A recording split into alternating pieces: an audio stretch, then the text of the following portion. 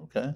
We've been talking very seriously about psychiatry. Yes. So let's play a little game Okay, that good. we do on this show. Good. And I'll say a word and you tell me the first thing that comes to mind. Sure. All right, the first word, relaxation. Camping. Oh, why is that? The best vacation that I've ever experienced was a camping trip with my family. We happened to be in Maine. We were living in New Hampshire at the time, but we went up to Maine, and it was just beautiful. The water was scenic, beautiful vistas and views. We were disconnected mostly from the rest of the world, so it was just us together enjoying good food and time together. So that's my memory. Anxiety. Fear, which they're kind of synonyms, right, of one another. But yeah, the feeling of being afraid and found insufficient for the task. Anger. Drumming, actually. I mean, it's a really great antidote to, or not antidote, but a way of expressing it in a beautiful way. Beating up on the drums. Yes, is that yes. what it is? I mean, I call it beautiful. Taking it out on the drums. Yes, that's right. That's right. Joy. Singing or music in general. Yeah.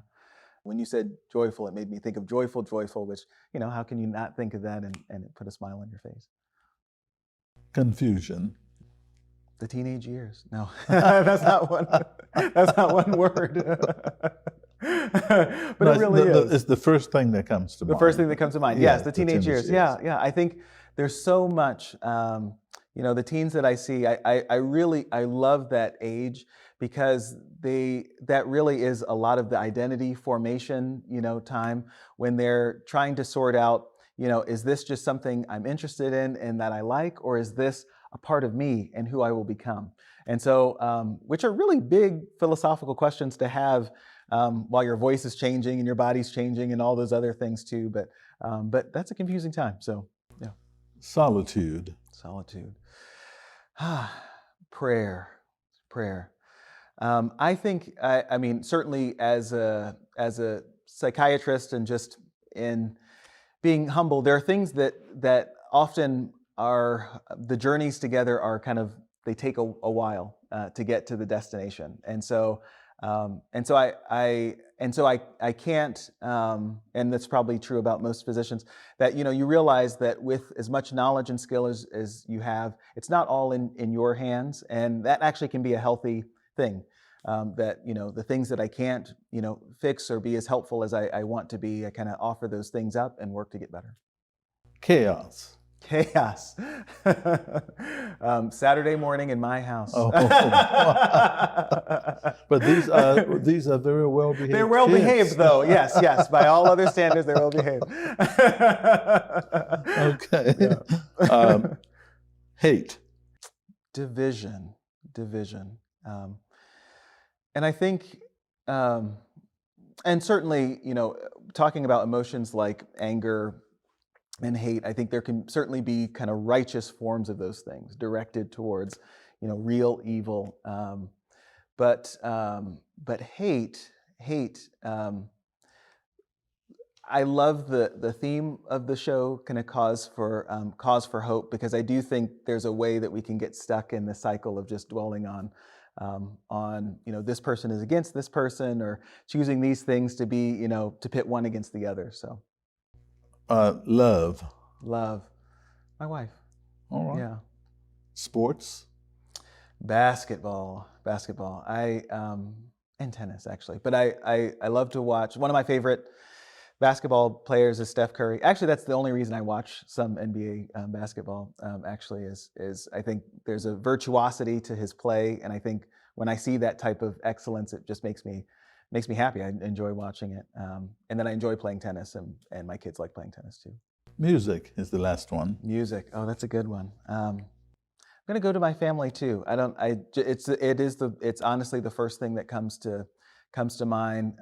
We've been blessed in that the kids have been interested enough in music to want to do some of that. And so I think my closest friends, and now the world maybe, knows that one of my dreams is for the Mitnaul 5, to maybe do some things together. So I have these visions of Christmases and birthday celebrations in which everyone is, playing the thing that they enjoy, and we're together harmoniously. The 5 kids, and you leading, and me drums. Leading. Right? Yes. That would be a beautiful thing to watch. It would. Yes. Thanks. You host a program on PBS Kansas, yes, Channel 8. Tell us about this program, and you mentioned the title a minute ago. Yes, Cause for Hope. Right?